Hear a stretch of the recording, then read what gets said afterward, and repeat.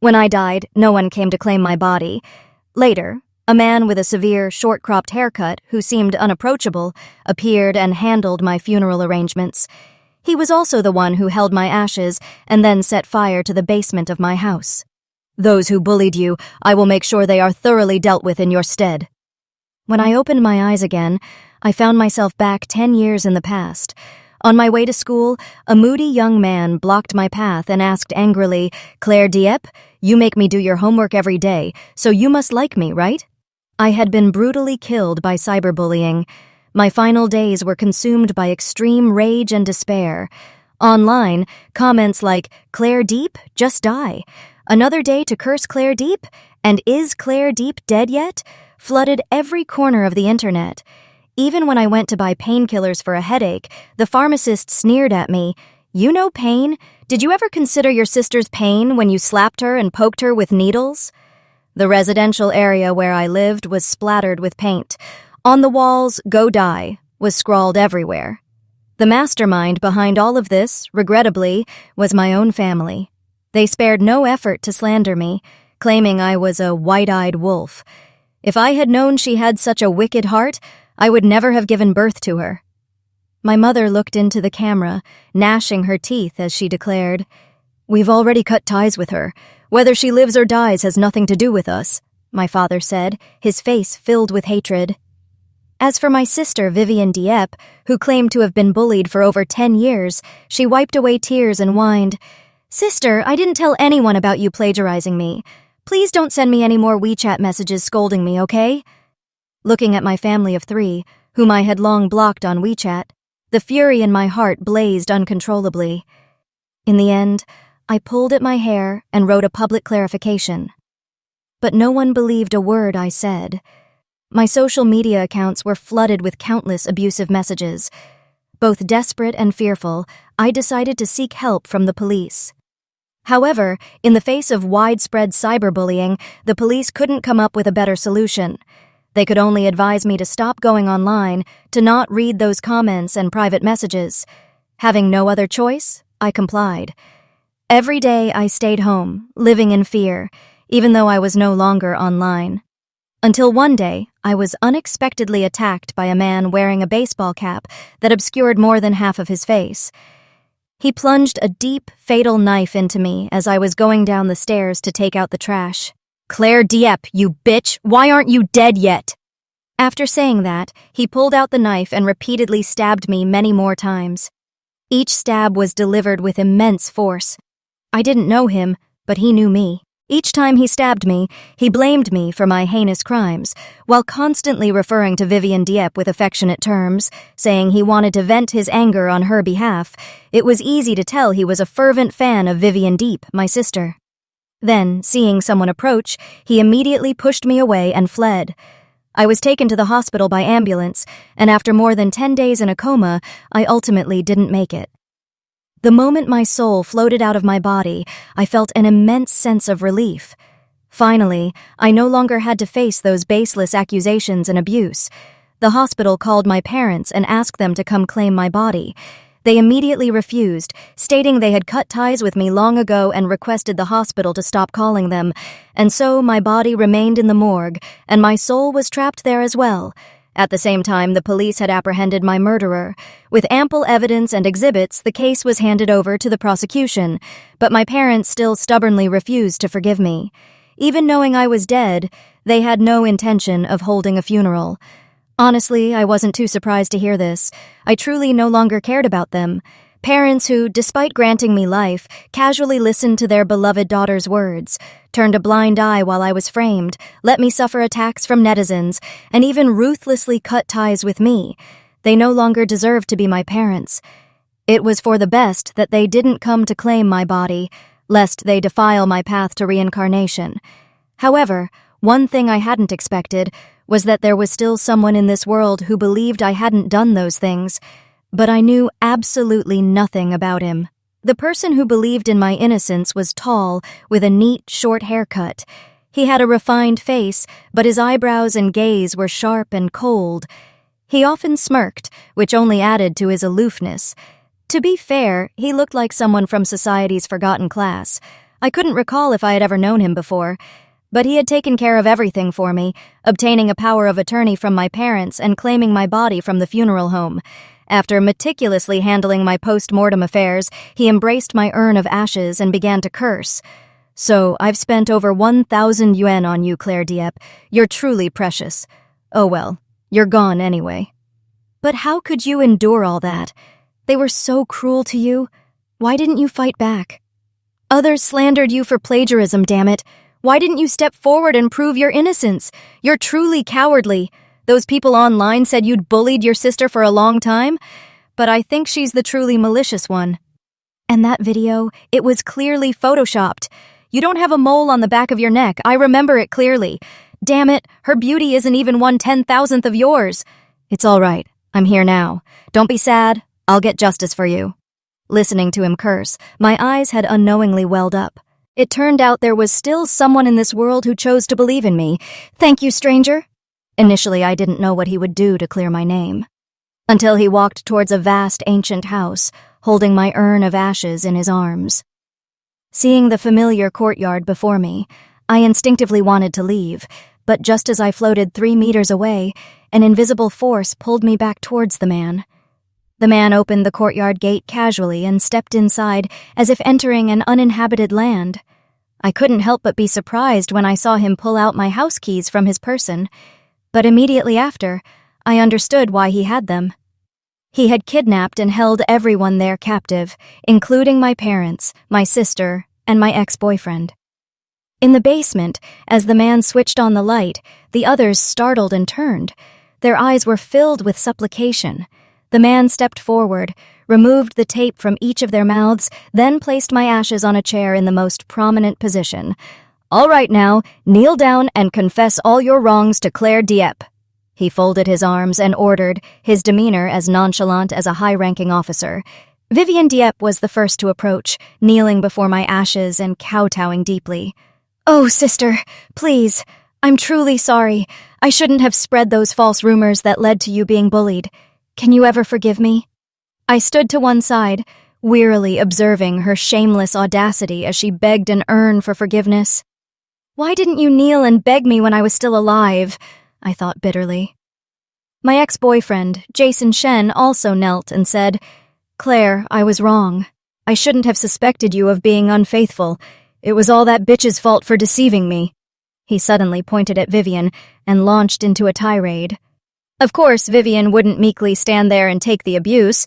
She retorted sarcastically, "Look at you! What exactly did you do with me behind my sister's back? And you dare say I deceived you? Don't forget, you were the one who falsely accused her of plagiarism." "That's because you provoked me. You despicable wretch." Annoyed, Nathan angrily kicked him sprawling. Though berated, Jason was far from daring to talk back.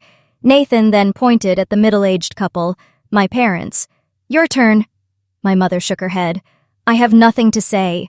"Bold of you!" He raised an eyebrow in mocking amusement, then pointed at my father. "And you?" My father simply remained silent, his head bowed, his fists clenched tightly. I couldn't make out his expression, and truth be told, I didn't want to. "I've always been curious," Nathan asked in a caustic tone. "Is Claire Dieppe truly your biological daughter?" I stared at him, filled with a surge of doubt. He still had that mocking smirk, his eyebrow raised, but he had indeed voiced the question that had plagued me for so long. Was I truly their child? If I was, then why did they heartlessly allow me to be tormented to death, left to be bullied by netizens, and then abandoned in a cold morgue without so much as a single inquiry? Did they hate me that much? My mother's face instantly paled. My father still had his head bowed, but his voice trembled uncontrollably. "I had once hoped Claire might be." "Shut up!" my mother screamed before my father could finish. She looked up, glaring fiercely at Nathan, and hissed venomously, "You bastard! The first time I ever saw you, I knew you'd be just like your murderous father. You'd definitely end up in prison." Nathan nodded. "You're not wrong. But my father only killed one person. Today I intend to do something far grander. A clean sweep." "You're insane!" I stared at him aghast. Vivian and Jason seemed even more astonished than I was. Once the shock wore off, they frantically begged for mercy, tears and snot streaming down their faces before my ashes, confessing all their misdeeds, hoping Nathan would spare them. Too late. Nathan pulled out his phone, edited, and uploaded the surveillance footage. After posting the video, he tossed the phone aside. Vivian, 8 years ago, you got drunk and climbed into my bed, then falsely accused me of rape. Do you know that every single day in prison, all I wanted was to kill you? He finished, then pointed at the remaining 3. Didn't you always treat her like a precious treasure? You believed everything she said. If that's the case, why not die with her? As he spoke, he stepped out the door and returned moments later, emptying 2 barrels of oil he'd retrieved from the basement. Nathan Stone, don't do this! I finally remembered who he was. His name was Nathan Stone. 8 years ago, at just 18 years old, he had been sentenced to 8 years in prison for raping Vivian. But it had all been based on Vivian's lies. I could understand his hatred for Vivian, but he couldn't do something so foolish. His future was still ahead of him. He couldn't throw away the rest of his life for this demon. Nathan Stone, stop! I screamed in despair. It's not worth it, not at all. For this demon, it's truly not worth it. Stop, quickly! But no matter how much I shouted until my voice was hoarse, Nathan couldn't hear me. As he pulled out a lighter, I saw my mother crawl towards my ashes, sobbing uncontrollably. Claire, I was wrong. I was wrong. Please stop this madman. Her words froze me for a split second, but nothing changed. Nathan flicked the lighter open. In the blazing inferno, I saw him abruptly push my mother away, then clutch my urn tightly to his chest. Claire Dieppe, I'm here for you. I don't want to live anymore. Life has long since worn me out. 1 life for 4? You're truly worth it. Worth it, my ass, you fool. This isn't how you solve things. For the first time in my life, I truly wanted to swear out loud. Nathan Stone, you complete idiot. What the hell are you doing? In my life, you weren't even a mere passerby, do you understand? You're so stupid. My invisible body desperately tried to embrace Nathan, who was now being engulfed by the fierce flames. But no matter how hard I tried, it was useless. Before dying, he had vindicated me completely, but I couldn't even offer him a single embrace. In that moment, I hated myself to my very core. Boom! A tremendous explosion erupted, and my soul was swept away by a powerful surge of energy. When I opened my eyes again, I found myself clutched against a young man's warm flesh and blood body. Before me was the face of a young man. He had long, shimmering golden hair, and a row of rebellious stud earrings adorned his left ear, contributing to his distinctly cool appearance. But I could still recognize him by his eyebrows and sharp, cold eyes. Nathan Stone! I stared at him in disbelief. Nathan gave me a puzzled look, then abruptly pulled me off the sofa. Only then did I realize we were in a private room at a karaoke bar. The room was packed with boys and girls, at least 20 strong. Some wore school uniforms, others strange outfits. But the common thread was that at first glance, none of them looked particularly reputable. Nathan was precisely one of those disreputable types. He pulled me out of the private room, and someone in the crowd yelled, Nathan, what's the rush? Going to get a room? Without a word, Nathan pulled me outside. As soon as we reached the door, we were blocked by a female student in a school uniform. Nathan Stone, let my sister go. The familiar voice rang out, giving me goosebumps. It was Vivian Dieppe. Nathan paid her no mind, opened the door, and pushed me out. Go home. This isn't somewhere you should be, he said, then shut the door. I forcefully pushed the door open, walked past Nathan, and stared intently at Vivian standing behind him. My long-lost memories finally awakened. In 10th grade, Vivian had fallen in love with a hooligan from our school. A hooligan with no future, abysmal grades, who spent all day hanging out with uneducated delinquents from outside school. Because of him, Vivian also neglected her studies, spending all day cutting classes with that group of unruly boys. One evening, after I got out of school, I saw her enter a karaoke bar with a group of boys. Worried for her safety, I secretly followed her inside. When I opened the door to the private room, I found a bunch of rowdy teenagers, a table full of beer bottles, singing and dancing. They seemed determined not to leave until they were blackout drunk. Vivian had also been drinking heavily. I reached out, snatching the liquor bottle from her grasp, intending to take her home. However, a thug-like male student shoved me, and the entire room erupted in mocking laughter. I stumbled, falling onto a sofa where I was enveloped in a boy's arms. But I was so frightened at the time, compounded by the dim lights of the karaoke bar, that I couldn't clearly see the person's face. Just as those around us were gleefully watching me sitting on a strange boy's lap, that boy coldly tossed me out of the room. His words were exactly the same as before. It was from this moment that Vivian Dieppe changed her attitude toward me. Before, even if she didn't particularly care for me, she never did anything to deliberately harm me. But after that night, she started spreading rumors about me everywhere, verbally abusing me to my face, then turning around and tattling to our parents as if she were the victim. At first, I thought she was resentful because I interfered in her personal life. But later, even though I ignored her and let her live however she wanted, she still didn't let me off the hook. Fortunately, I was admitted to university when I was barely in 11th grade. After getting into the university I wanted, I left home, denying her the chance to continue attacking me. Thinking about it now, I realized the hooligan she liked was probably Nathan Stone. That's why she hated me so much, imagining that a year later, she would still falsely accuse Nathan of dishonoring her and send the boy she liked to prison. I find it utterly unbelievable. Could such a person really be my sister? Someone related to me by blood? It's disgusting. Sis, what's with that look?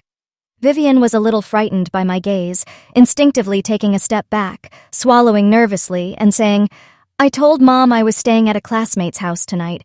When you get home, don't you dare tell on me." After saying that, she smirked. "Even if you do tell on me, I'm not afraid. Mom and Dad won't believe you anyway. Your affairs are none of my business." Seeing the smug smile on her face, I felt a wave of bitterness in my heart. Vivian was right.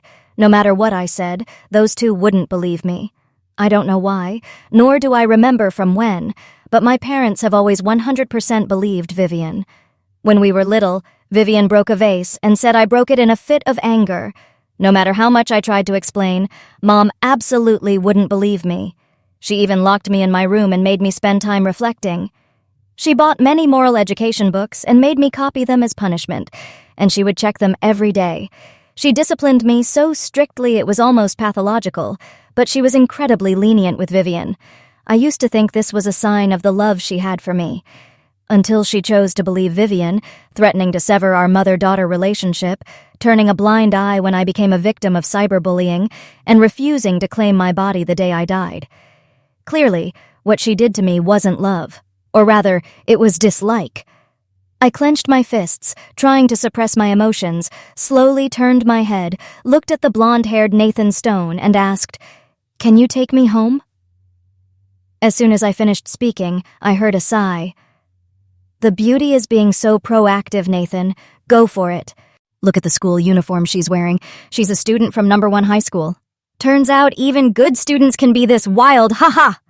They gleefully chatted with each other. If I were the me from 10 years ago, I probably would have died on the spot from embarrassment and anger. But at this moment, my expression didn't change.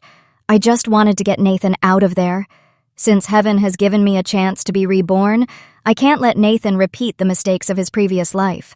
I want to give him a life that is sparkling and full of hope. I suddenly realized it had been a long time since I thought about continuing to live. That being said, my life was really tiring and worthless. Nathan couldn't hide his surprise. He blankly stared at me for a long time until Vivian angrily grabbed his arm. Nathan pushed her away without hesitation. He walked to the sofa in the corner, picked up his empty school bag, slung it over his shoulder, and turned to me, saying, "I'll see you home." "Thank you." As I was about to leave, Vivian pulled me back, whispering, "Sis, aren't you afraid I'll tell Mom and Dad you're with the son of a murderer?" Cap-wearing man. As soon as she said those words, the atmosphere in the room instantly changed. The crowd that was still lively suddenly fell silent, and I unconsciously looked at Nathan. Nathan just lowered his head, his long bangs almost completely covering his face. Ignoring Vivian, I waved to Nathan, saying, I'll wait for you outside." After saying that, I left without looking back. A moment later, I heard footsteps neither too close nor too far behind me. I walked very slowly, thinking Nathan would catch up soon, but he always stayed behind me, keeping a certain distance. I deliberately stopped to wait for him. As soon as I stopped, Nathan also stopped. Confused, I turned my head, only to see Nathan carrying his school bag, looking at me with a distant expression. I walked over, and Nathan immediately took a step back. Not understanding the situation, I asked, "Are you afraid of me?" "Claire Deep, don't come to places like this again." He didn't answer my question but changed the subject. I quietly looked at him. It must be said, this was the first time in my life I faced his dark eyes and such a serious expression. "I'll listen to you. I won't come here again next time," I said. Nathan breathed a sigh of relief. "Go home." "Okay, let's go together." As I spoke, I patted his shoulder in a generous manner. For a moment, I saw him freeze for a few seconds after the pat, but he quickly returned to normal. When we arrived downstairs at my house, Nathan stopped. "You go upstairs," he said. I looked at every line of Nathan's face shining under the streetlights and softly asked, "Are you going back?" "Back to that noisy karaoke room?" The high school he attends has a very low admission rate. He is in 12th grade, the final year, and the most important year of school. At this time, shouldn't he be reading books and doing homework at home? Why would he go to a place like that? Moreover, I could feel that he didn't like that environment. Nathan snorted softly, looked up at me and said, "Claire Deep, from now on, you don't need to worry about your sister, and you don't need to worry about me." He suddenly paused for a moment, then continued, "We are different from you." I nodded and said, "Pick me up from school tomorrow after class, okay?" He silently looked at me, a hint of sarcasm playing at the corner of his lips, then warned in a deep voice, "Claire Deep, I'm not someone you can provoke, understand?" "Nathan, I'll wait for you at the school gate tomorrow. No matter how late, I'll wait until I see you." I completely ignored his warning, then turned around and ran into the building after saying what I wanted to say. Nathan's irritated voice came from behind. "Even if you wait until dawn, I won't come." When I got home, my mother's expression was very ugly. "Why are you so late?" she said with a cold face, as if interrogating a criminal. "Vivian Dieppe hasn't returned either," I retorted mockingly. In my previous life, I always believed she controlled me out of love, so no matter how suffocated I felt, I quietly endured it. Day after day, I strived to become better, more perfect, and to be my mother's ideal daughter.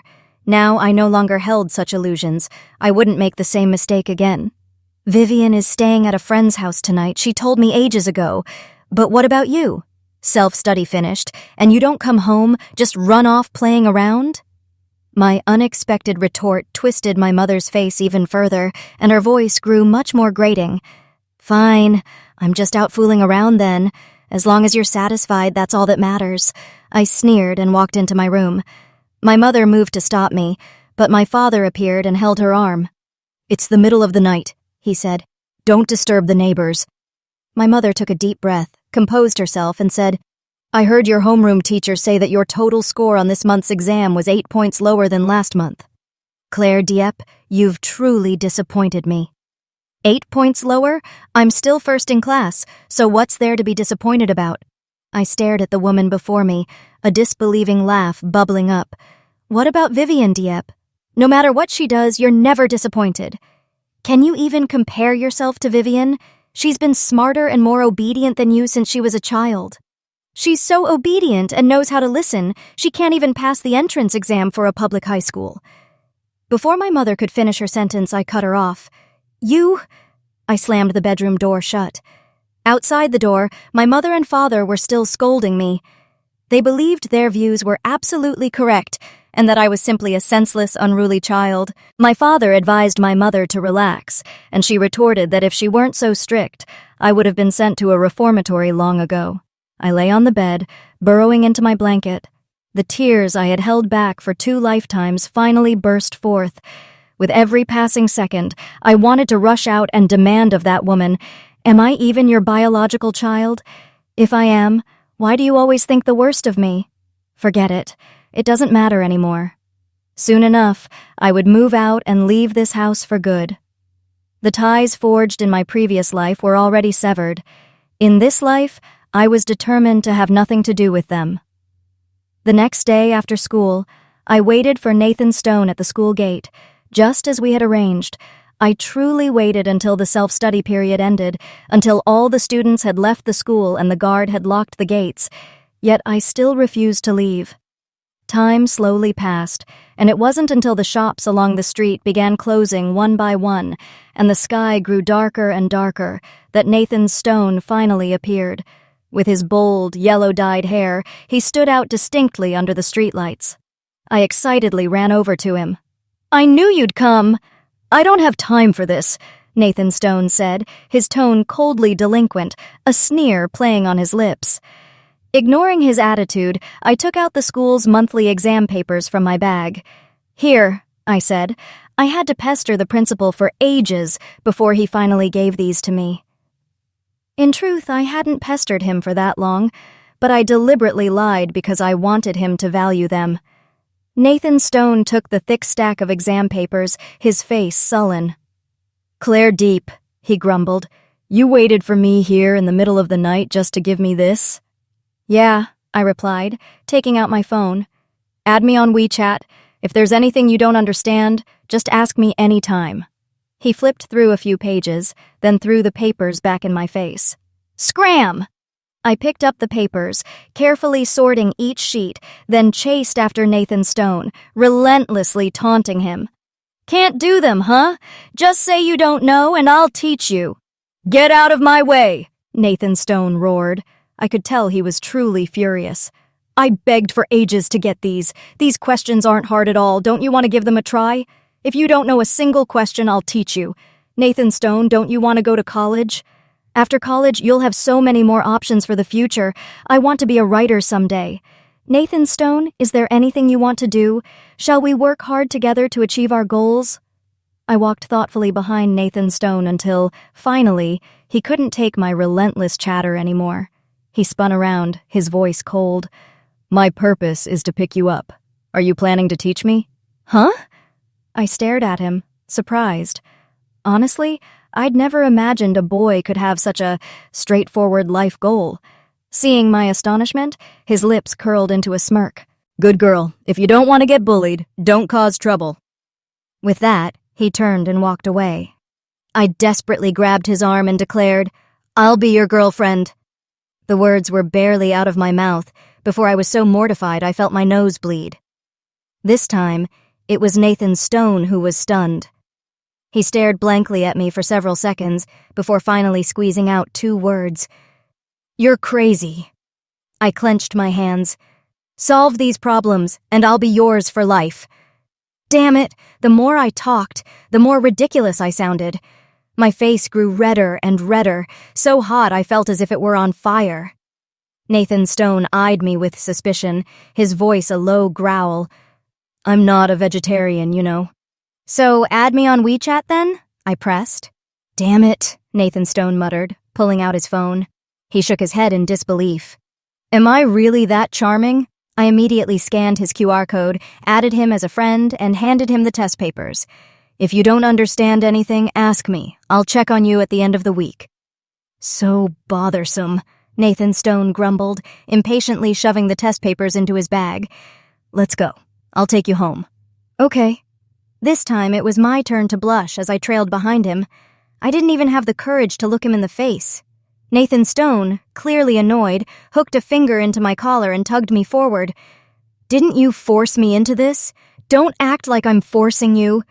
"You just worry about doing your homework," I mumbled, pulling my neck back and shrinking from him, too embarrassed to lift my head. I had been too brave just now. I had only wanted to repay his kindness from my previous life, how he had stood up to protect me, but somehow it had spiraled into this. When we arrived at the ground floor of my building, just as I was about to head upstairs, Nathan Stone suddenly grabbed me.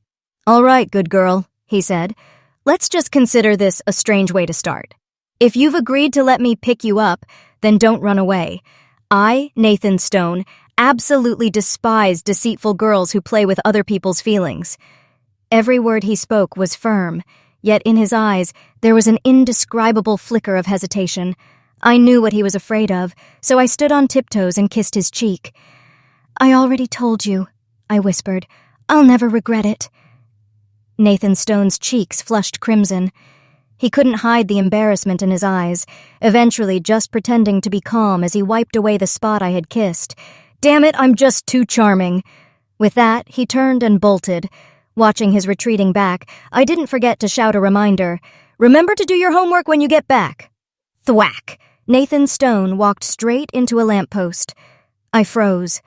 He scrambled up and sprinted towards the community gate as if he were in a 100-meter dash. Watching him disappear in a flash, I couldn't help but burst into laughter. Turning around, my smile instantly vanished.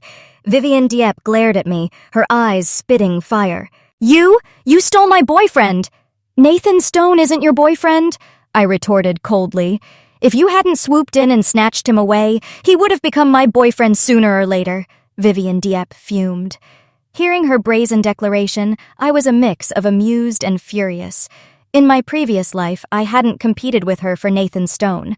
Ultimately, she ruined him and had him thrown into prison on the eve of his graduation. On that New Year's Eve, I was studying abroad when I suddenly received a call from my family. For the first time, my mother calmly asked, "Your sister was raped. What should I do?"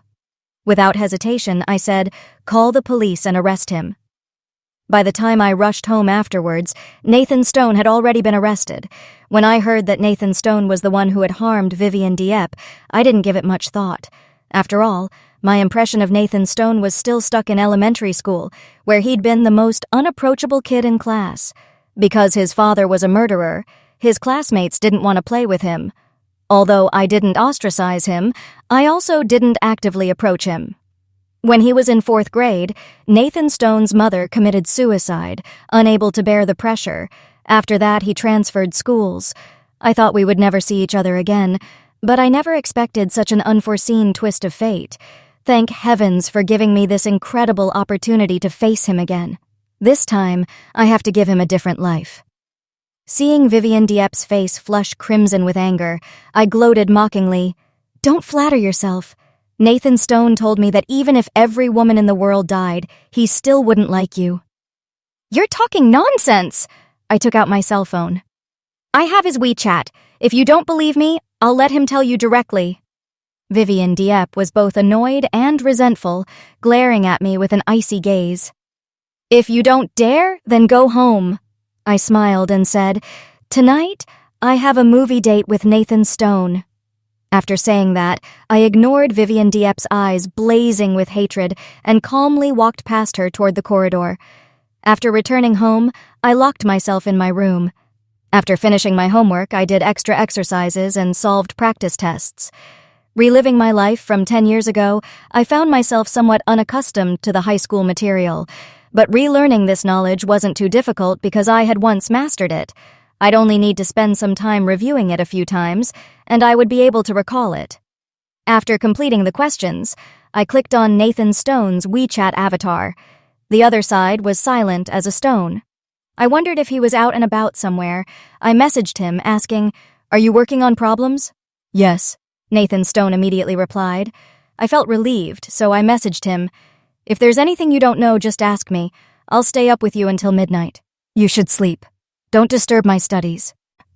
Nathan Stone replied a few seconds later, his tone very confident. I couldn't help but be astonished. You might not know this, but the difficulty of the questions in our school's monthly exam was almost on par with the college entrance exam. Nathan Stone was an average high school student.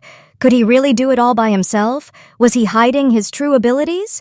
After all, his elementary school grades were quite good.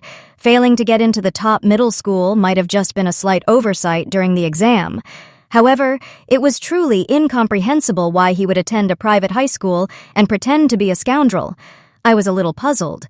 But since he didn't need my help, I wouldn't disturb him. I searched for Haigang High School online using my cell phone and copied its admissions phone number into my notes. Haigang High School was a private high school in our local area. Although the quality of teaching couldn't compare to my specialized high school in terms of developmental potential and learning environment, it was much better than other private high schools. Furthermore, a boarding system and militarized management were implemented there. If Nathan Stone could transfer to Highgang High School, he could stay away from those gangsters. He could also smoothly complete the college entrance examination without being entangled and harmed by Vivian Dieppe during the most precious years of his life, and then accused of rape and sent to prison. I copied the phone number and wrote it in my math notebook. Just as I was thinking about doing a few more application questions, the door was pushed open from outside. At the door, my mother stood, holding a key and glaring at me furiously. I curled my lip in a sneer. "Mother's good daughter? What complaints did she make to you now? Who taught you to speak like that?" My mother raised her voice. I rubbed my ear. "Go on, what exactly do you want to say?" My patience had run out. "Are you in an early romance?" she asked with a cold face, gritting her teeth. "Yes." I didn't deny it. Hearing my confession, her face contorted in fury. She suddenly lunged forward, grabbed my hair, and slapped my face. That was the punishment she often used when provoked by me. I reached out to block her and with force pushed her onto the bookshelf. "How dare you hit back?" She glared at me. I stood up from my chair and looked at her coldly. "This is self-defense." Just as I finished speaking, my father rushed in. He helped my mother, who was sitting on the floor, up and looked at me with a bewildered expression. "Claire, your mother is just concerned about you." I nodded. "I appreciate her concern, but I hope in the future she can show more concern for her younger daughter. In this month's exam, she was in last place. With such results, there's no hope of getting into college." In my previous life, Vivian Dieppe didn't get into university and ended up only going to a vocational college. As time went on, they blamed Nathan Stone for everything. They claimed that the trauma Nathan Stone caused had mentally shocked Vivian Dieppe, leading to her poor performance in the college entrance exam with a mere 200 points. "How could I have raised such a wicked daughter like you?" My mother pointed at my nose and cursed. "Your sister might not be as smart as you, but she has a pure heart, unlike you, a person full of malice." "I'm wicked?" I gave a cold laugh. "Give me an example. Tell me, why am I so wicked?" "Claire, don't say another word." My father looked at me reproachfully. "Apologize to your mother, and this matter will end here." "It's time to go." I gritted my teeth, turned around, gathered the books on my desk into my backpack, and headed for the door. Outside the door, Vivian Dieppe looked at me smugly. "Where are you going?" my mother roared from behind me. "Mind your own business," I said. "If you dare to step out of this house today, don't call me your mother. I'll disown you." I stopped, turned around, looked at her distorted, furious face, and nodded, saying, "Go right ahead." "Claire." My father unconsciously raised his voice, but he looked at my retreating back and said nothing more. Vivian Dieppe smirked. "Sister, are you leaving home to find Nathan Stone?" She paused, then continued, "The son of a murderer." The moment she finished speaking, my mother immediately rushed out. She tremblingly yanked at my clothes, asking fiercely, "Are you dating the son of a murderer?" I reached out to try and push her hand away. She pulled harder. "Answer me, is it true?" "Yes." "Get out." She suddenly shoved me away and opened the door. "Get out of this house! From this day forward, you're dead to me!" "Fine by me." Stepping out of the house, I breathed a sigh of relief. Today, I was kicked out of the house. This separation wasn't part of my plan. Although I had long wanted to leave home, I originally intended to plan a proper departure. However, I simply didn't have enough patience. That woman's cold indifference and lack of self-control suffocated me. The moment she lunged at me, I even wanted to kill her to vent the hatred in my heart. But I knew this idea was too dangerous and not worth the risk. I looked down at my hands, silently thinking how beautiful they were. Once accepted into a top-tier university, I would use these hands to write best-selling novels. I wouldn't allow her to ruin my life any longer. After leaving home, a knot of emotions tangled within me. I started texting Nathan Stone. "Your girlfriend ran away from home, do you care? Are you out of your mind?" he replied within seconds. Seeing the speed of his reply, it was hard to imagine he was solving problems. because whenever I did homework, I'd lock my phone and hide it in a drawer. "Damn it, you're not messing with me, are you?" Another message from Nathan Stone quickly followed. I replied, "Good students don't joke around. Where are you?" I glanced at the agricultural bank across the street and replied, "I'm at the agricultural bank opposite my house." "Wait for me." "Okay." Nathan Stone arrived very quickly. He was wearing his school uniform pants and flip-flops, parking his electric scooter in front of me. "Why aren't you wearing a shirt?" I blushed slightly. Nathan Stone blushed even harder. "I forgot." "Oh, shall I take you home?" he asked. I shook my head, looked at him and asked, "Can I come to your place?" Not only did Nathan Stone blush, I felt his chest muscles flush red too. "This is moving too fast." "Are you scared?" I challenged him. "Get on." He excitedly tossed me a helmet. I took the helmet, put it on, and sat on the back of the scooter. "Hold tight!" Nathan Stone warned loudly. The scooter suddenly accelerated. I hesitated for a moment, then reached out and wrapped my arms around his waist. Under the city lights at night, I could clearly see his ears were flushed so red they looked like they were about to bleed. The early autumn night was still slightly warm, and his body was incredibly hot. Nathan Stone led me into an alley. Finally, the scooter stopped in front of a dilapidated courtyard. Nathan Stone parked the scooter and opened the gate. The courtyard was very small, only about 10 square meters, but it was swept very clean. Nathan Stone gave the door a hefty kick, showing no reservation. "Do you live alone?" I asked curiously. "Yeah." Nathan Stone locked the courtyard gate from the inside and led me into the house.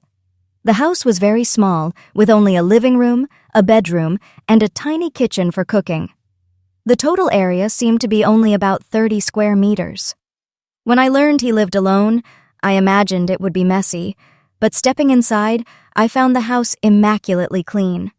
Nathan Stone went into the bedroom, found a t-shirt, and put it on. "You sleep in the bedroom," he said, then sat down on the sofa outside. I nodded and said, "Let me check your homework first." Nathan Stone froze, utterly flabbergasted. "What? You didn't do it?" I was slightly disappointed. "Claire Dieppe, don't tell me you ran away from home just to check my homework, did you?" I thought seriously for a moment and said, "Pretty much." "You're unbelievable." Nathan Stone lay on the sofa, burying his head in his hands, feigning death. I walked over, sat next to him, and smiled. "So, do you still want to date me?" "Date!" Nathan Stone gritted his teeth. "Good boy, go get your homework and the practice sheets I gave you." "You're truly merciless." Nathan Stone still did his homework, but the quality was concerning. Out of 10 questions, he got 9 wrong, with an accuracy rate close to 0. As for the practice tests from the teacher that I'd given him, he'd done each set, but only the timed multiple-choice questions. I looked at him suspiciously. "Did you guess?" "Yep." Nathan Stone's honesty pained me. "What's your rank in this month's exam?" I asked, my heart skipping a beat. "I haven't checked," Nathan Stone said casually, rubbing his nose. "Probably counting up from the bottom." I put the test down, looked at him, and said, "Nathan Stone, I'm a very serious person. If I've promised to be your girlfriend, then I'll be that for life." I paused, then continued, "Later, I'll get into China's top university, I'll become a writer, and I'll be very successful. Your attitude towards studying makes me feel like you're just going through the motions." Having said that, I stood up from the sofa, grabbed my bag, and walked into the bedroom. As soon as I entered the bedroom, I locked the door. The unfamiliar space not only failed to make me anxious, but instead made me calmer. I had left in such a hurry that I hadn't brought any pajamas. I hadn't even showered. But I didn't want to move anymore. I felt incredibly tired, mentally and physically exhausted. Nathan Stone's bed was very clean. Lying on it, I could still smell a faint scent of laundry detergent. I slowly closed my eyes and drifted off to sleep. When I woke up, Nathan Stone was wearing an apron, cooking noodles in the kitchen. Seeing me, he carefully carried the bowl of noodles to the table and fried 2 more eggs. Just as I was about to go to the table, Nathan Stone handed me a plastic bag. I opened it and saw a set of daily personal care items inside. They were all new purchases. He'd probably bought them at the market that morning. "The bathroom is outside," he said, pointing to the small, makeshift structure in the east corner. I hurried over, washed my face, and brushed my teeth. Then I took my new towel and dried my face.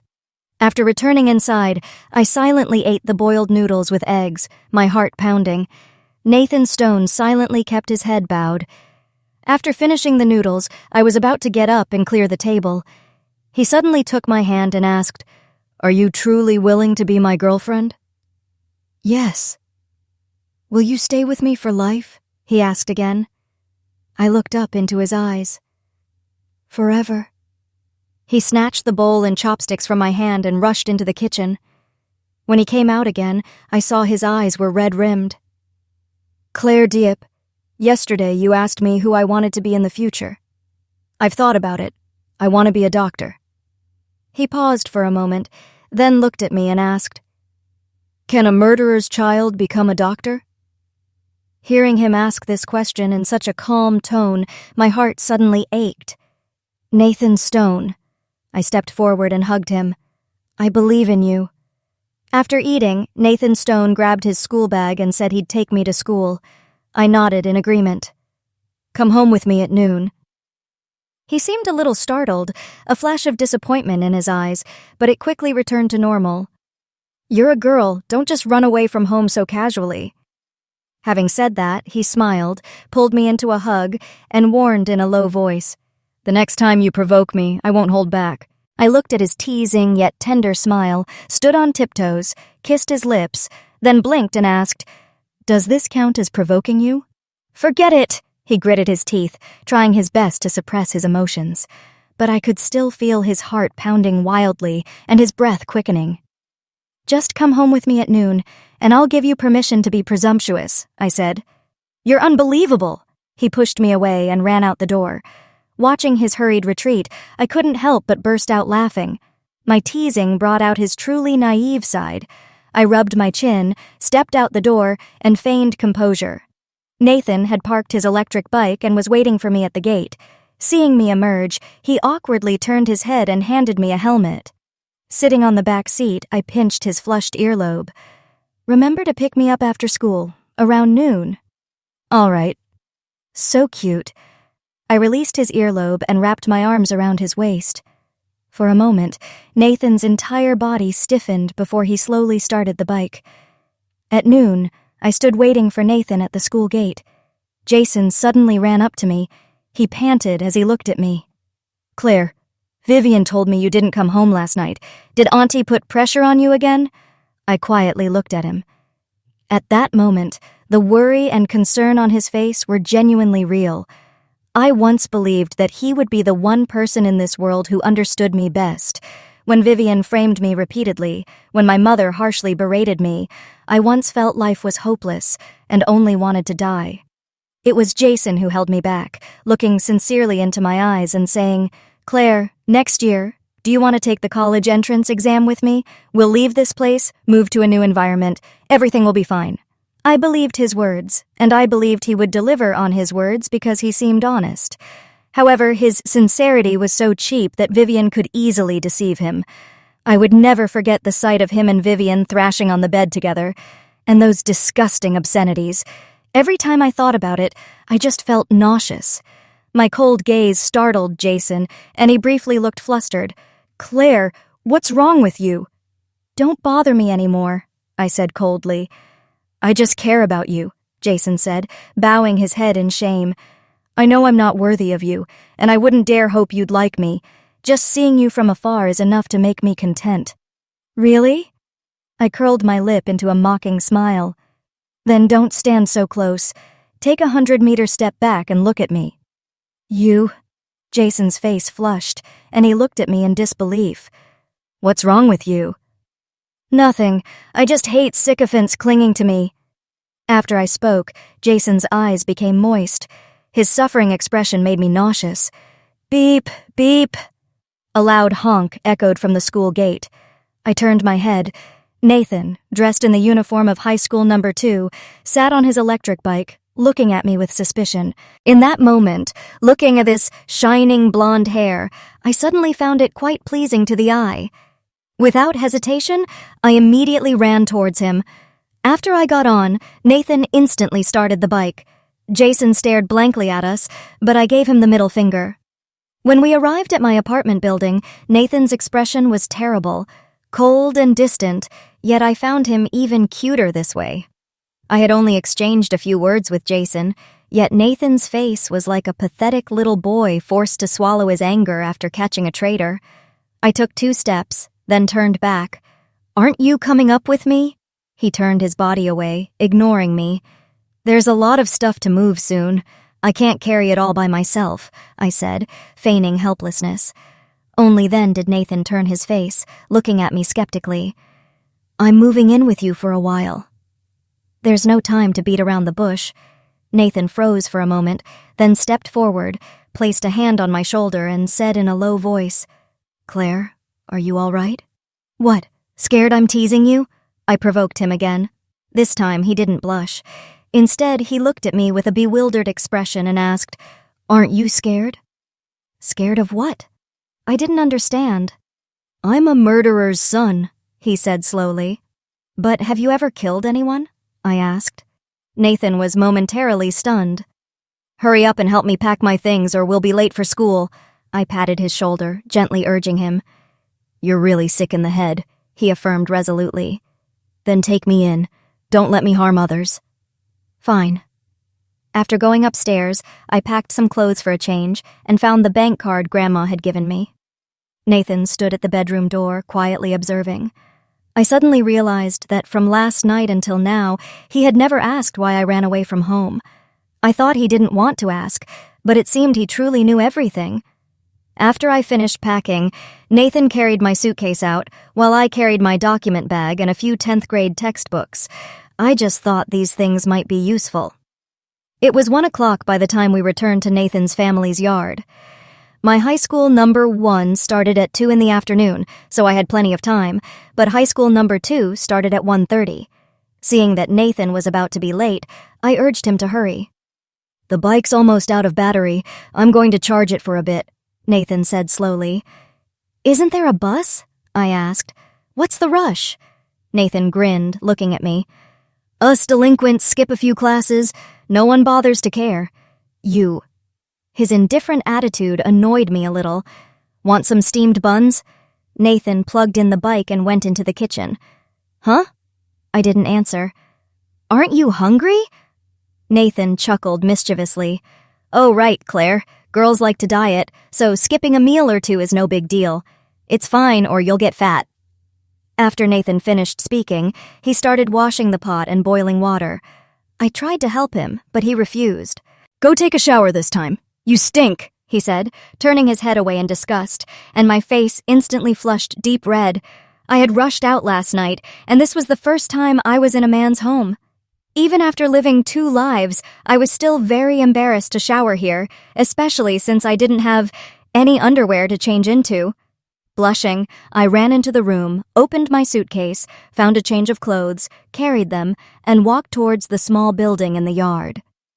The building was very simple, looking like a temporary structure. But inside, it was extremely tidy, with a toilet, a water heater, a wash basin, and a shower. When I finished my shower, Nathan had just placed the steamed buns on the table. He picked up 2 cloves of garlic and asked me if I wanted to eat them. "I have class in the afternoon. I'm worried about my breath." "Then I'll eat them." "I'm not scared of the smell," he said, raising an eyebrow at me. What a childish jerk. After eating, Nathan went to wash the dishes. My phone rang a few times. Glancing at the caller ID on my screen, I stepped out into the yard before answering. "Claire, your mother is really hot-tempered. Last night after you left, I talked her down. She said that as long as you break up with that murderer's son, she might retract what she said." Through the phone, my father's voice was full of helplessness. I bowed my head, looking at the pebbles under my feet, my emotions incredibly complex. Compared to my mother's harsh and somewhat bitter nature, Richard's attitude towards me had always been vague and evasive. When my mother lost control of her emotions and went berserk, he would be the one to restrain her, but he never once said to me, "Claire, it's not your fault." What he said most often was, "Your mother does this for your own good. You should be grateful and understand her.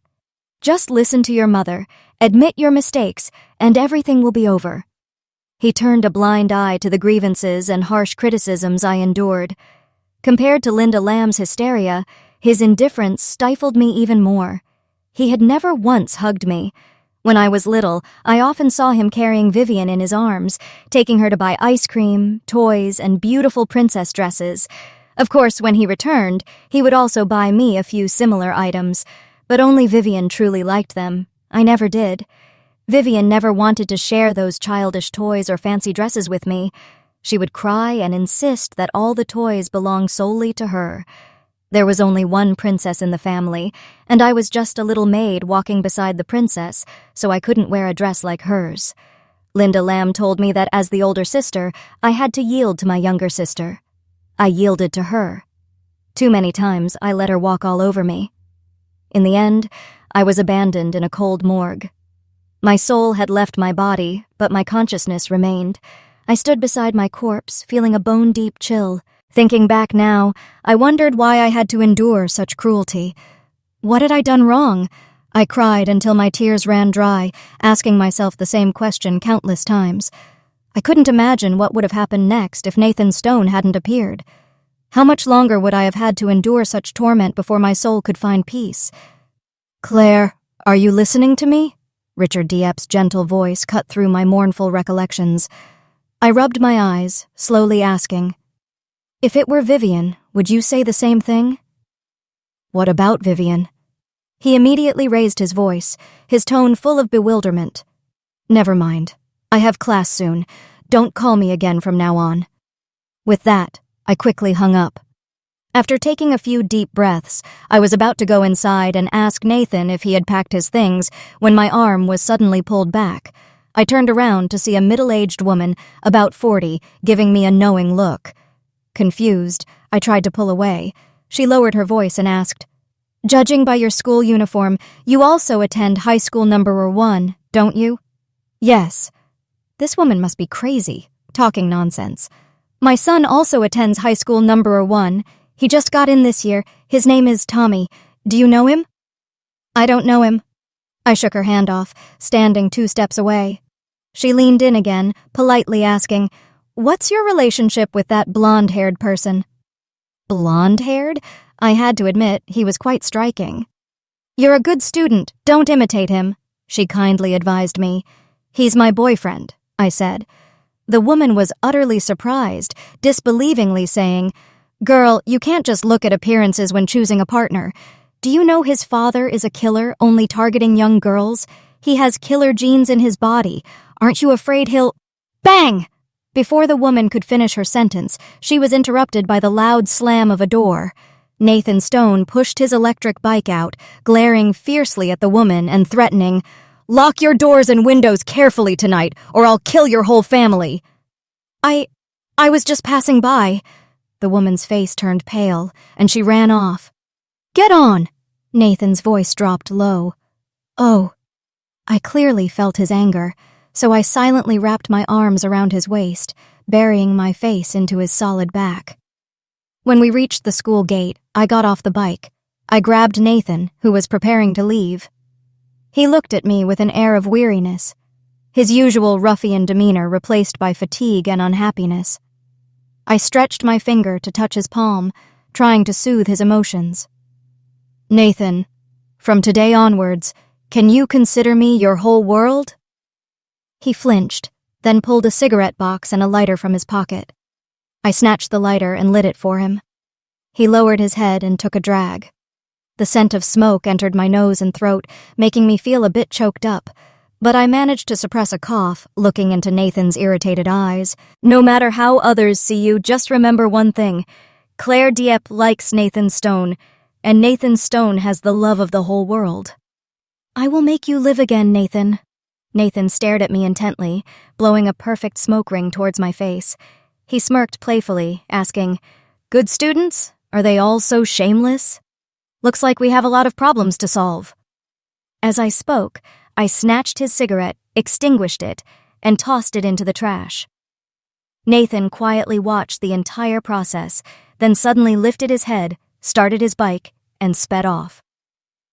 I watched his retreating figure, and for a moment I felt as if he was crying. Only I couldn't see it. After school, I went to the bank and withdrew all the Lunar New Year money my grandmother had left for me. It was about 20,000 yuan, approximately 67 million Vietnamese dong. I kept a small amount with me and handed the rest to Nathan. During the time we lived together, a portion of our household expenses will come from this. Nathan looked down disdainfully.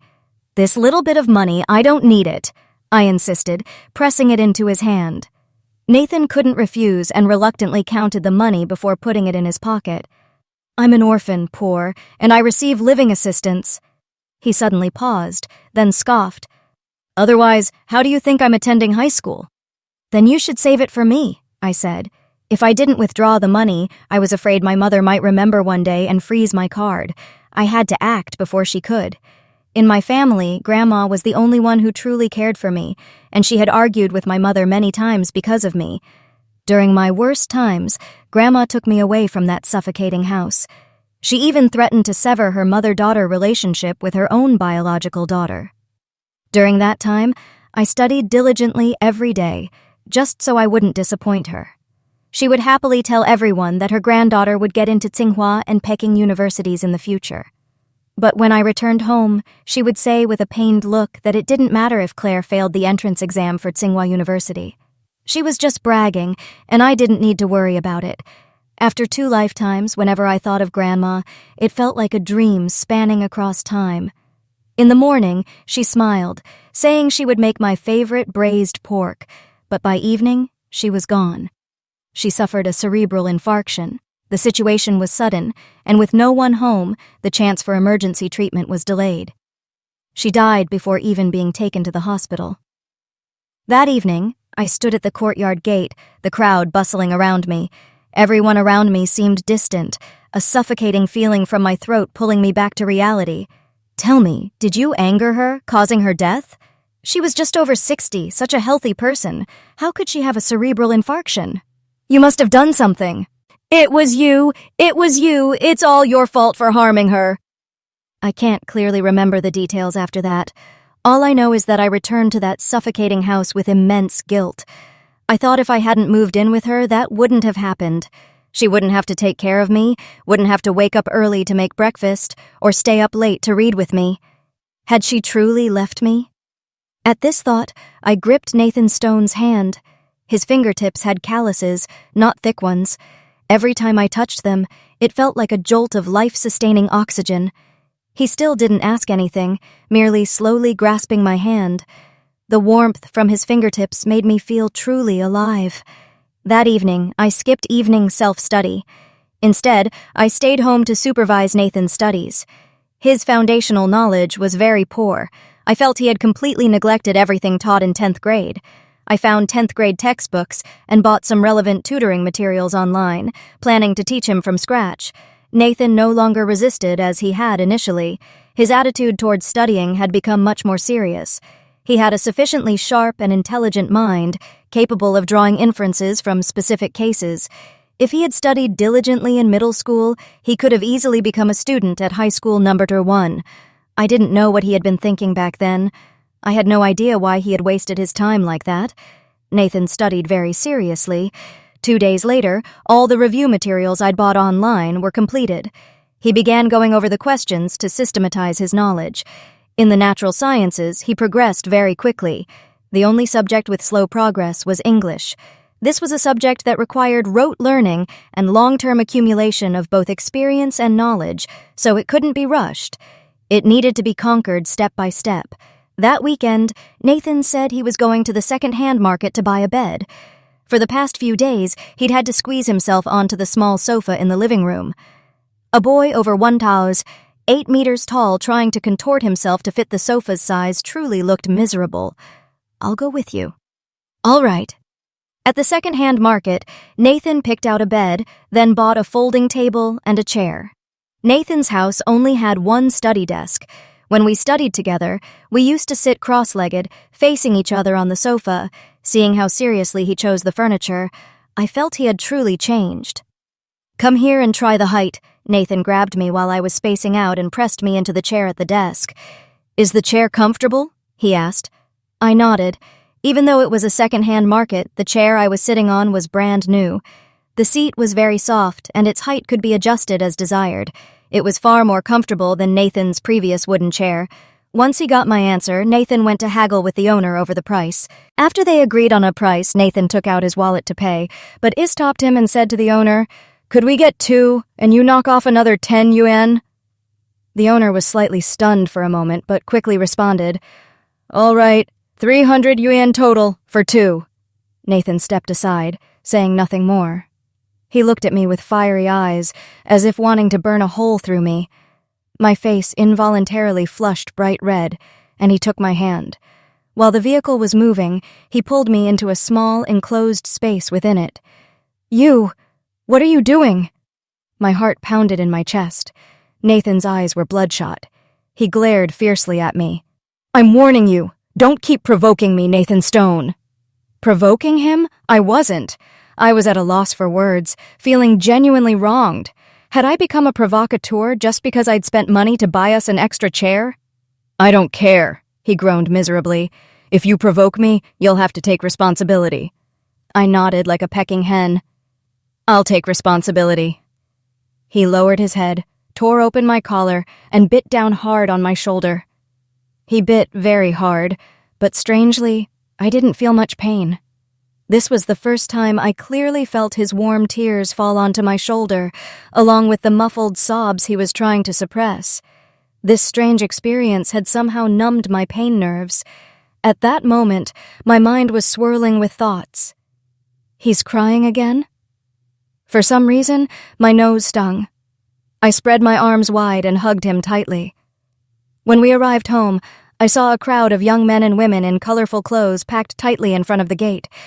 Among them, I spotted Vivian Dieppe, dressed plainly, her face devoid of expression as she watched Nathan and me get off the electric cart. The owner amiably asked, "Do you need help moving these into the house?" Nathan looked at the group.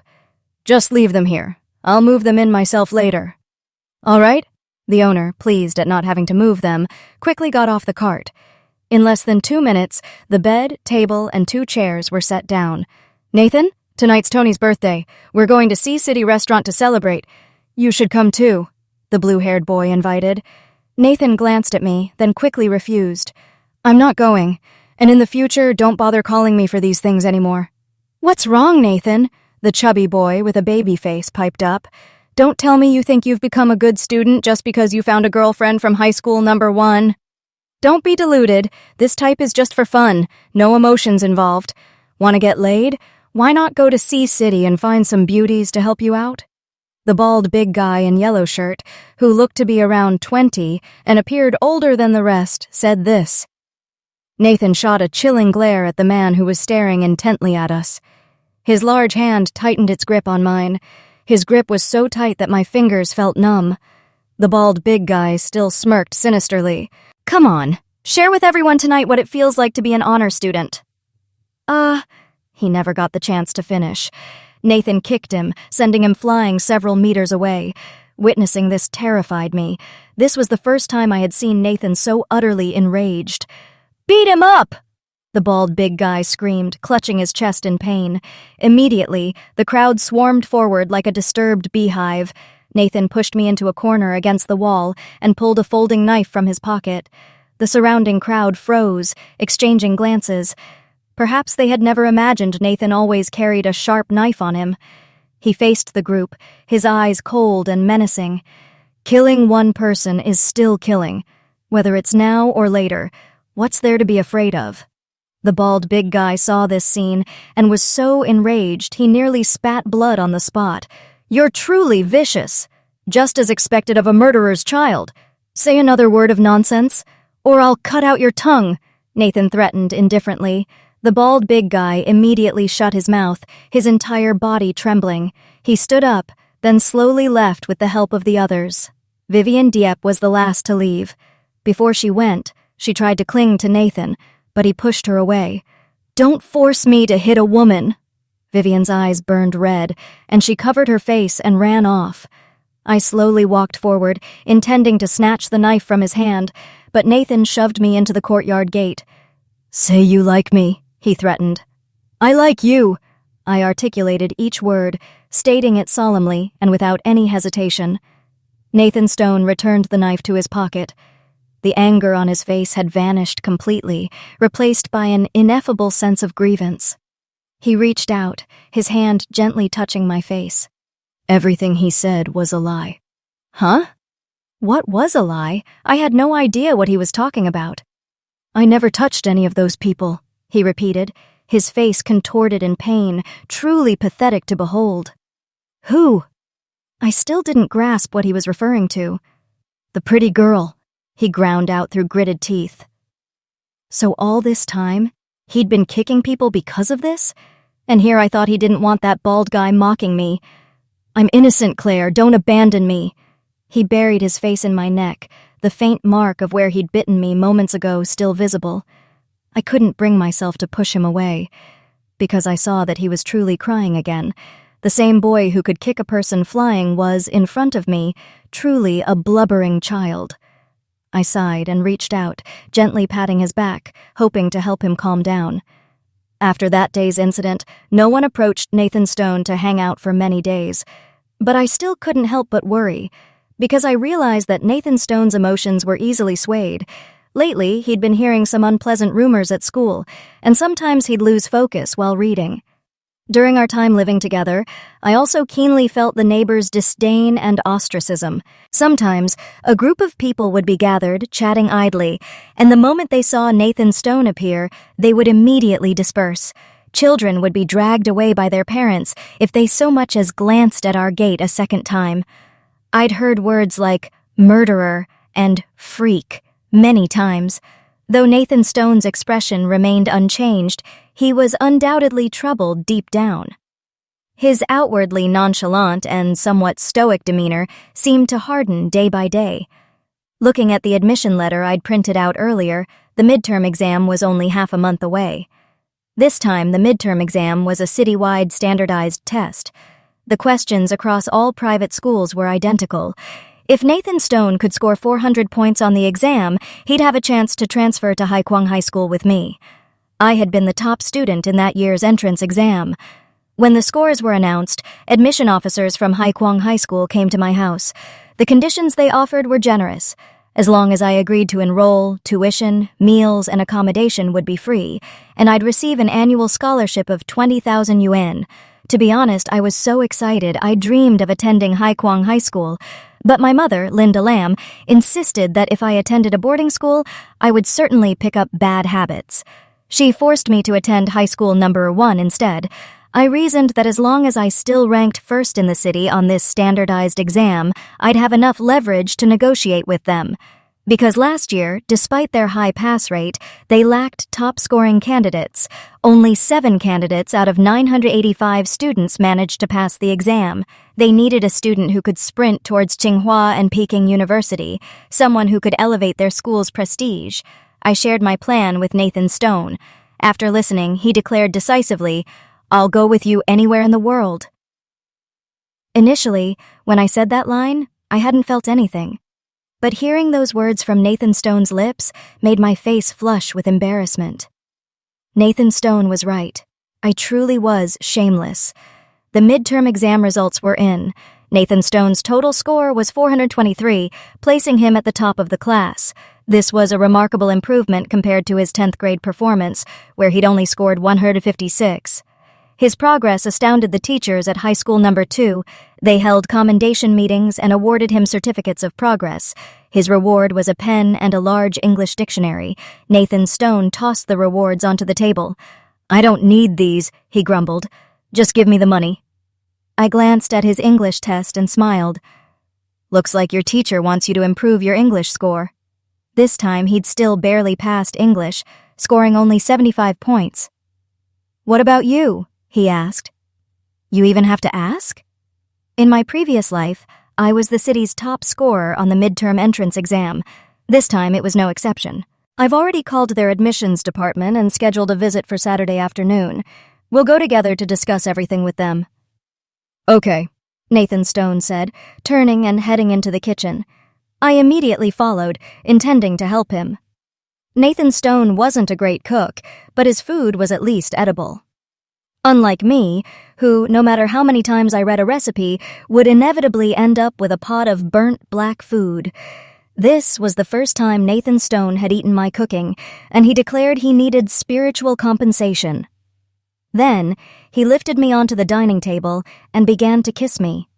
His hand squeezed my waist so hard it felt almost numb. Eventually, I couldn't bear the pain and pushed him away.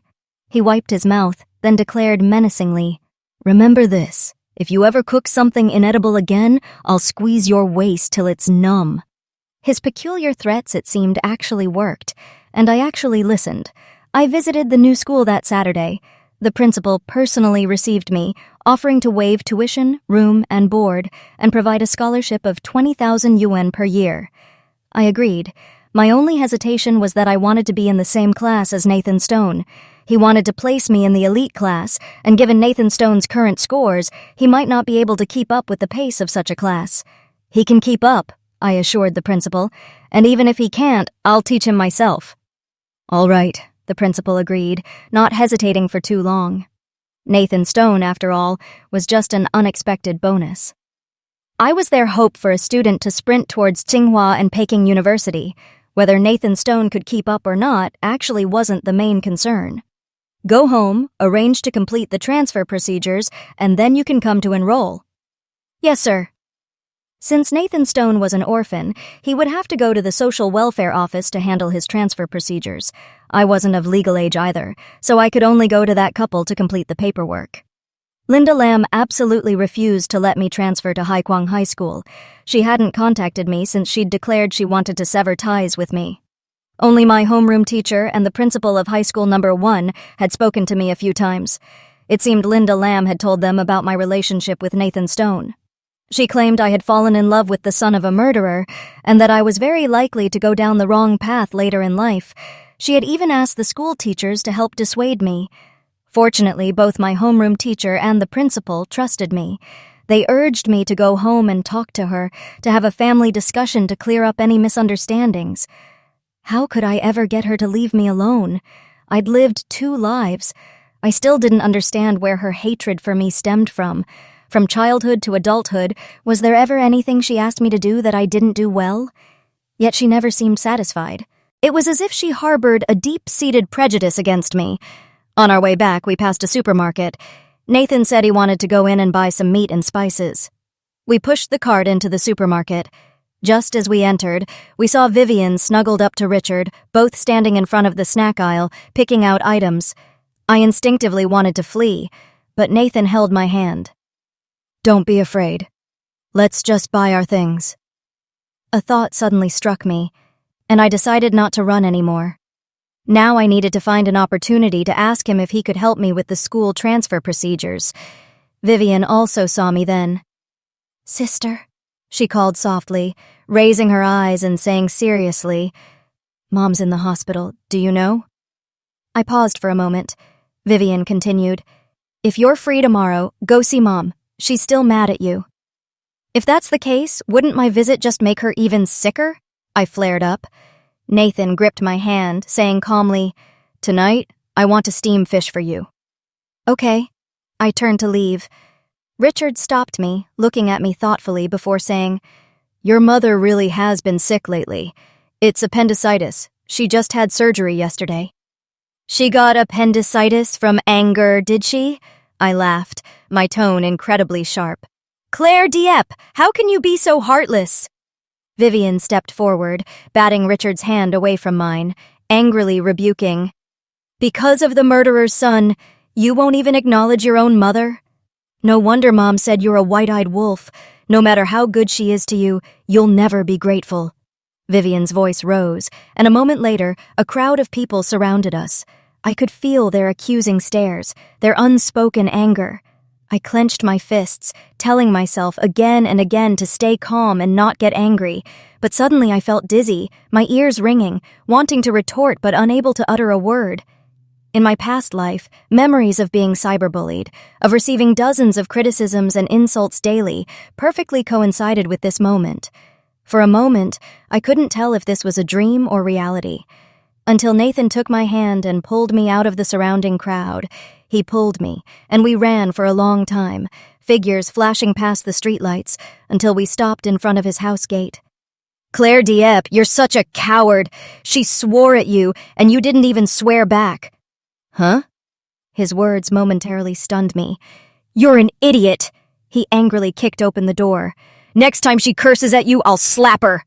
"Slap that bitch to death! Nathan!" I yelled. He turned his head nervously. I rushed forward, threw my arms around his neck and gave him a fervent kiss. "I'll listen to you. Next time I'll slap her in the mouth." "Good. Beat her to death." The next day, I still went to the hospital. Nathan was right. Running away wouldn't solve the problem. I needed to formally say goodbye to that house. I brought the transfer form given by the school to the hospital and asked Linda Lamb to sign it. Linda Lamb tore it up without even glancing at it. "I'm not your mother. Find someone else to sign." She had just undergone surgery, and her face was pale. Her voice no longer held its former arrogant tone. I took out another paper from my bag. "If you don't sign, I'll come again. Even if you print 1,000 copies, I won't sign." I smiled, picked up a stool, and sat down in front of her bed. "Sign here, and I'll give you money for your old age." "You were born of me. If you dare not support your parents in old age, I'll sue you," she said confidently. "I'm going abroad, leaving this place." I looked at her, saying seriously, "You know, with my scores, I can apply to any university overseas." "Do you know Vivian's scores? In this midterm exam, she ranked 3rd from the bottom of the entire school. Every night she doesn't come home. She lies about going to a classmate's house to study, but she's actually at nightclubs." I took a stack of photos from my bag and threw them in front of her. These photos were bought by Nathan from those thugs. Every photo could traumatize the viewer. Linda Lamb couldn't believe her eyes, flipping through each photo. "Photoshop!" she yelled, and threw a photo at my face. "Claire Dieppe, how could you frame your own sister like that?" At this moment, the door opened. Richard walked in, looking at the photos scattered all over the floor. He knelt down, picking them up one by one. A moment later, he stood up. Unlike Linda Lamb's loss of control, he appeared incredibly calm. "Claire, your homeroom teacher called me, saying you want to transfer schools." "That's right. Transfer to Haikwang High School," I said. He glanced at the forms in my hand. "Tomorrow, I have the day off. I'll go to the school's academic affairs office to complete the procedures." "You can't go!" Linda Lamb shouted angrily. Richard ignored her and ushered me out of the hospital room. He said, "Claire, once you get to Haikwang, never return to this house again." "Okay." After my assurance, Richard closed the door and went back into the hospital room. Richard didn't break his promise. The school transfer procedures were completed quickly. At the same time, Nathan's procedures were also finished. Next weekend, Nathan and I will go to the harbor to board a ship. There, it will be an entirely new world. Both Nathan and I will have a new beginning and a bright future. Haikwang High School is stricter than other schools. Students are not allowed to dye their hair. Nathan's yellow hair was dyed black and cut by 1 centimeter. Without bangs to cover it, his facial features were revealed. He was clearly very handsome. His sharp eyebrows and eyes were revealed, making him appear much more approachable overall. The row of piercings on his left ear was also removed. I touched the dense small holes on his earlobe, asking softly if it hurt. It hurt a little when I got them pierced. "Don't get any more after this. I don't like them," I said. "Yeah, I don't like them either," Nathan simply agreed. I was speechless, yet also a bit surprised. Before, I just thought he liked them because he had so many piercings. "I just want to be with you." Nathan leaned in and kissed my cheek. "Claire Dieppe, before meeting you, I never truly connected with anyone. My heart always felt empty and afraid, so I always tried to find a place with many people, not caring if they were good or bad. I just wanted someone by my side." "I understand." I wrapped my arms around his neck and deepened the kiss. Deep down, I felt he and I were truly similar. From childhood, I always helped my classmates, respected my teachers, and was a good student in the eyes of my teachers and friends. In my life, I never dared to make any mistakes. I forced myself to be a perfect Claire Deep, but I never truly liked myself that way. Many times my heart felt empty and full of panic. Clearly, many teachers and classmates liked me, but I always felt like I didn't quite fit in with that crowd. Except for Jason Shen. He came to comfort me during that time, when I didn't even have a single friend by my side to talk to. Many years later, I finally understood that all my efforts stemmed from a profound desire for recognition deeply rooted in my heart. The shadow of Linda Lamb had etched itself deep into my very being, down to the bone. It was only then that Nathan Stone's vibrant spirit helped me reclaim my life. Nathan Stone and I quickly settled into Haigang Middle School. During the final exams of our second year of high school, Nathan Stone scored a total of 568 points. With such a score, he would have several choices among medical colleges, yet Nathan Stone felt it wasn't enough. His dedication and effort far surpassed this outcome. The boys in his dormitory often used the word maniac to describe him. I knew he wanted to be admitted to a university in the same city as mine. As for me, Qingbei University was my sole ambition. In my previous life, I had taken the college entrance exam early, in my junior year of high school. My overall score then had placed me 56th in the entire province. With such a ranking, even if I was admitted, I would have had limited flexibility in choosing my major. Thus, I had chosen a more conservative, yet reliable option in the South. This time, I intended to strive alongside Nathan Stone until the very end of our senior year to secure the most perfect future possible. Nathan Stone and I spent the winter vacation together until the very end of the year, just before school was set to resume. Nathan Stone's house, long uninhabited, was thickly layered with dust. I began sweeping with a broom, while Nathan Stone went to the supermarket to buy provisions for the new year. When he returned, he was laden with many bags. He also brought back a pair of red couplets to hang in front of the house. On New Year's Eve, Nathan Stone pasted the couplets on each door. This city didn't prohibit fireworks, so Nathan Stone bought some to set off in the yard. In the dazzling light, we saw the finest reflections of our lives in each other's eyes. The very first morning of the new year, I was roused by the insistent ringing of the phone. It was Linda Lamb. On the phone, she burst into tears, saying something had happened to Vivian Dieppe. Hearing the news, I rushed in my slippers straight to Nathan Stone. Nathan Stone, in a tank top, was cooking dumplings in the kitchen. Seeing me so lightly dressed, he rushed over, scolding, "Classes resume in a few days. What if you catch a cold?" The moment I saw Nathan Stone, the anxiety that had clenched my heart finally loosened its grip.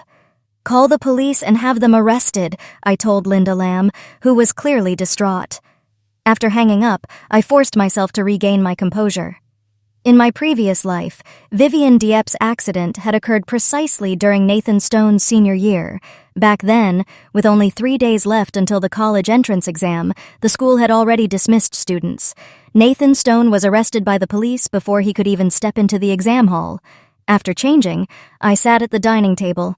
While waiting for Nathan Stone's dumplings, I reflected on what had transpired at this exact time in my previous life. Back then, Vivian Dieppe would frequently sneak out at night, and I was too apathetic to care. All I knew was that on that New Year's Eve, she had gone out after the reunion dinner. She returned the next morning. Her hair was a mess, and she looked utterly disheveled. Yet her mood was inexplicably buoyant. On the first day of the new year, she stayed home all day, dancing wildly in her room to blaring music. Unable to bear the racket, I went and knocked on her door. Normally, she wouldn't even deign to respond, but that day, she wasn't annoyed in the slightest. Instead, she beamed, "Claire Dieppe, my spring has arrived." I scoffed, "You're mad," and retreated to my room. However, Vivian Dieppe's strangely elated mood lasted only 3 days. 3 days later, she reverted to her usual selfish, stubborn, and cruel self. She even became more insufferable, which was why I had been so determined to take the college entrance exam early and escape her orbit. What exactly happened on New Year's Eve in my previous life? And last night, how could she have? As I was lost in thought, Nathan Stone placed the steaming dumplings on the table. "Eat quickly or they'll get cold," he said, then gently placed a dumpling into my bowl. I didn't touch my chopsticks, looking at Nathan Stone as I asked, "Did you know Vivian Dieppe before?" "Not really." Nathan Stone looked at me, a pained expression on his face. "You don't actually think I had feelings for her, do you?" "Huh? Oh no." Seeing his misunderstanding, I quickly clarified, "That's not what I meant. It's just, I felt she liked you a lot, so I thought there must have been some kind of connection between you two." "I have no interest in her." Nathan Stone took a dumpling, then continued, "At high school number 2, she was so reckless and didn't know how to value herself. So many boys tried to take advantage of her. It was truly unfathomable. I ended up rescuing her countless times." "Is that so?" That made perfect sense. Why, in my previous life, had Vivian Dieppe suddenly been in such high spirits on New Year's Eve? It was because Nathan Stone had risked his life to save her. That's why she was safe and sound. She had assumed Nathan Stone saved her because he liked her, but later discovered that wasn't the case. That was why she hated me so much. And she hated Nathan Stone even more, to the point of needing to destroy his entire life. A shiver ran through me, my hands trembling uncontrollably at the thought. If, in this life, Nathan Stone and I weren't living together, weren't attending Highgang Middle School together, would that have happened again? I dared not even contemplate it.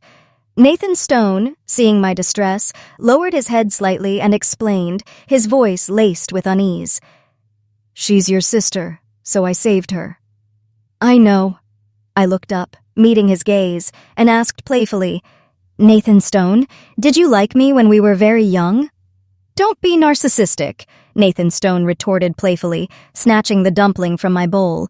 "It was clearly you who liked me first." All right, I liked you first," I conceded with a smirk, watching him break into a goofy grin. "If you don't eat it, I'll finish it all," Nathan Stone warned, playfully glaring at me. "Let me feed you." Gross. Over the next 2 days, Linda Lamb called me relentlessly. She wanted me to go to the hospital to visit Vivian Dieppe and offer comfort. I refused. It wasn't that I was cold-hearted, but my presence would only exacerbate the situation. What's more, the thought of how she had treated Nathan Stone made me too uncomfortable to even consider going.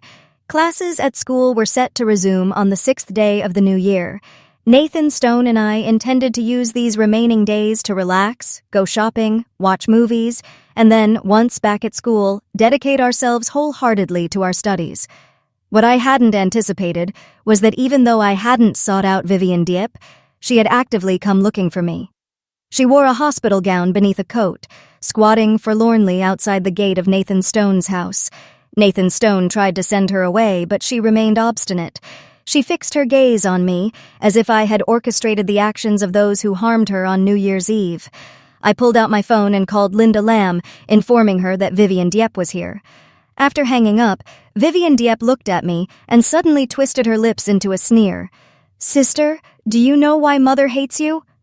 "I've already informed her to come pick you up," I stated, forcing myself to remain calm and not let her words affect me. "She hates you because your biological father is a liar.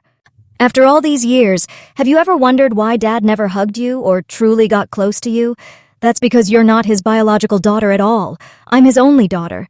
Your mother was tricked by your biological father, driven to bankruptcy and buried under crushing debt until she desperately sought death. It was only because my father appeared in time that Mother's life was saved."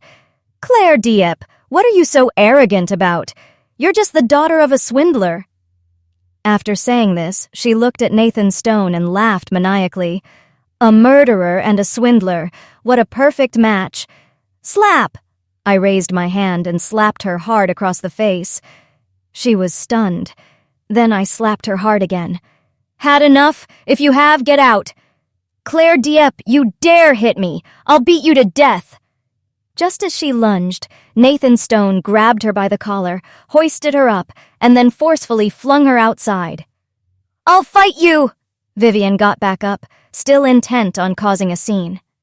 Just then, Richard Dieppe and Linda Lamb arrived. They pinned her down to the ground and tied her hands and feet with the ropes they had brought. I stood still, coldly watching the scene unfold before me. Linda Lamb, restraining Vivian, looked at me from afar, her face hesitant, not daring to speak. "She's sick. Have you two taken her to see a doctor yet?" "Once she's better, I'll take her," Linda said. For the first time, she didn't hold her head high in front of me, her voice filled with weariness. "Vivian Dieppe said my biological father is a swindler. Is this true?" I asked again. Linda Lamb lowered her head, clasping her hands together. She didn't speak, but I already knew the answer. "Can you tell me his name?" "His name is Connor Ha. He was sentenced to life imprisonment. Given the indefinite sentence, he must have defrauded a massive sum. So that's why she hated me. Because I was the daughter of a swindler, and I carried the genes of a swindler within me. That's why she constantly repeated that if I were left unchecked, I'd become depraved and need to be sent to a correctional facility. So that was it. If I were you, I wouldn't have given birth to it." "Claire, child." Linda Lamb looked up, her eyes brimming with tears. "Go back." I waved my hand.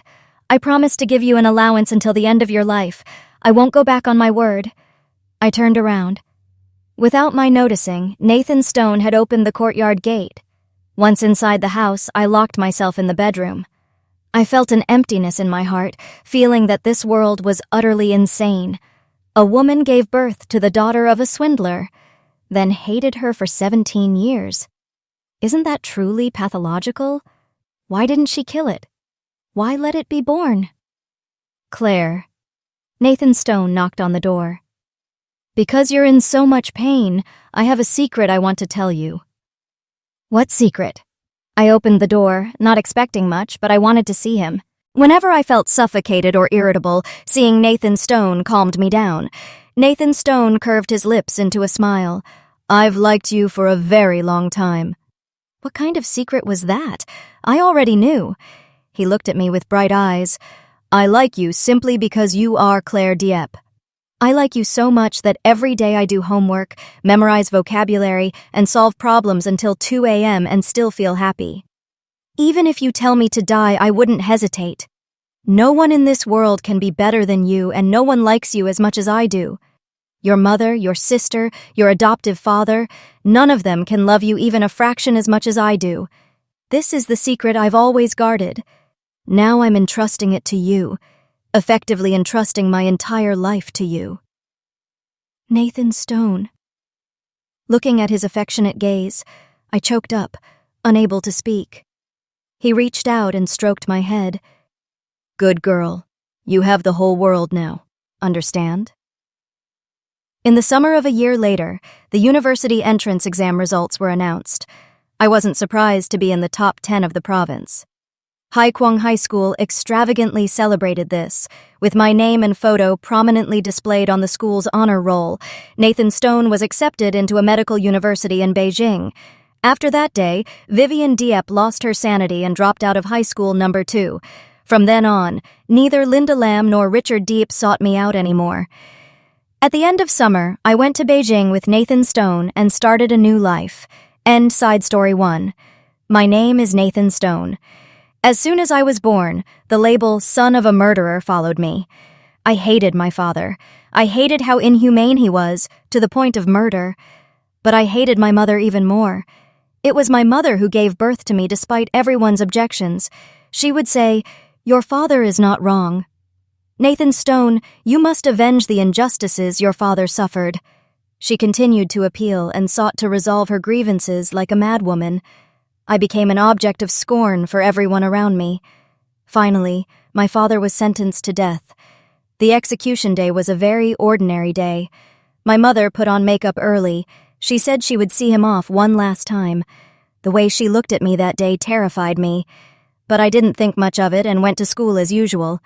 In the afternoon, my homeroom teacher took me out of math class and rushed me home. There were many cars parked outside the yard. A large, boisterous crowd had gathered. I saw a stretcher being carried out, covered with a white sheet. I can't clearly remember much after that. My uncle took me to live with him for a while, and during that time, every day was a chaotic blur. My aunt always guarded against me like a thief. If my cousin happened to speak a little loudly, she would fearfully pull my cousin away. Don't imitate him. He's cold-blooded, just like his murderer father. When his mother died, he didn't even shed a single tear. I could hear people whispering and gossiping behind my back. I wanted to cry, but I couldn't. It felt as if my tear ducts had been completely paralyzed at that moment. After that, I was completely isolated from the outside world. No matter how hard I tried, I still couldn't fit in. Like an outsider on the fringes of the world, where life seemed to have come to a standstill. The only person who made me feel like I was still alive was Claire Dieppe. Claire Dieppe was outstanding. She always ranked number 1 in exams. Her teachers adored her, and her friends did too. She had so many friends, and I had envied her since we were little. How could one person be liked by so many? I couldn't help but look up to her. She was like a little sun, warming everyone around her. She was also the only one in class who dared to talk to me. She knew I didn't do my homework and would ask if I was sick or feeling unwell.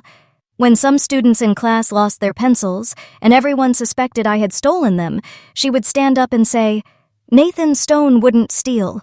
Let's all search for it thoroughly together." Later, the pencil was found in the trash. When I told Claire Dieppe about this, she looked at me, confused, and said she didn't remember any of it.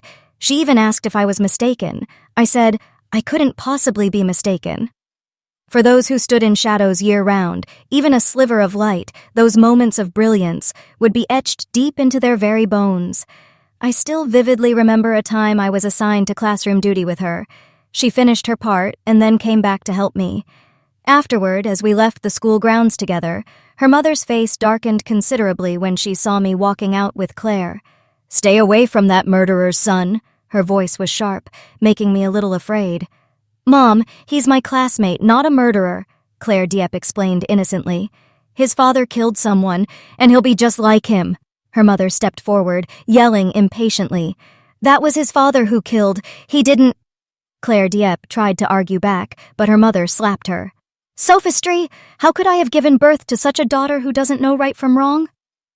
I froze on the spot, watching their backs recede further and further. My eyes burned with a pain that made me want to cry. It turned out my son wasn't well cared for. Her mother didn't seem to like her much. In that moment, my tear ducts finally responded. Later, my uncle arranged my transfer to another school because his own son was also attending elementary school. My aunt feared that my presence would cause her son to be ostracized at school. After all, I carried the blood of a murderer, and her son was blood related to me. So I was transferred. I would never see my son again. I wanted to cry, but my tear ducts couldn't produce tears. Only when I saw Claire Dieppe did my tear ducts function normally, and so, like some kind of deviant, I secretly observed everything about Claire Dieppe. She was as excellent as ever, ranking first in the city for the high school entrance exam and entering high school number 1. As for me, because I was too focused on playing around, I only got into high school number 2. At high school number 2, I met Vivian Dieppe. Claire Dieppe and Vivian Dieppe were nothing alike. Vivian liked to fool around. High school number 2 was a notoriously bad school with a lot of troublesome students. Many students had already gotten involved in delinquent activities by their first year of high school. I was afraid that if anything happened to her, Claire Dieppe would be sad. So I always secretly protected her. As a result, she ended up liking me. This made me feel extremely uncomfortable, because I had never even thought about dating. Even with Claire Dieppe, I had never thought of being with her. I just wanted to admire her from afar. Watching her grow increasingly better was the only joy in my life. So when she appeared in the karaoke room, I just wanted her to leave. The chaotic atmosphere there was not for her. She deserved better. She asked me to take her home. Fearing it would be unsafe for her to walk alone at night, I reluctantly agreed. As a result, she overstepped her bounds and asked me to pick her up from school the next day. How could I possibly? She was only my son. I could only look at her from afar. If I got too close, I would be hurt. But I still went. Because she had waited too long. Late at night, a girl walking alone would easily encounter danger. I wanted to take her home safely. She gave me practice tests from her school, saying she'd tutor me, and asked what my life goal was. How infuriating! What life goal could a murderer's son possibly have? To drive her away, I deliberately said my life goal was to take her home. Once she heard that, she'd surely run for the hills, I thought, somewhat smugly. Yet instead of fleeing, she promised me an entire world. It turned out she wasn't just my son, but my new world. End of chapter.